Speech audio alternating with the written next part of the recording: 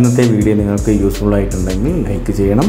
വീഡിയോയെക്കുറിച്ചുള്ള അഭിപ്രായങ്ങൾ വീഡിയോയുടെ താഴെയുള്ള കമൻറ്റ് ബോക്സിൽ നിങ്ങൾ കമൻറ്റ് ചെയ്യുക. മറക്കാതെ തന്നെ നിങ്ങളുടെ ഫ്രണ്ട്സിന് ഈ വീഡിയോ ഷെയർ ചെയ്യുക.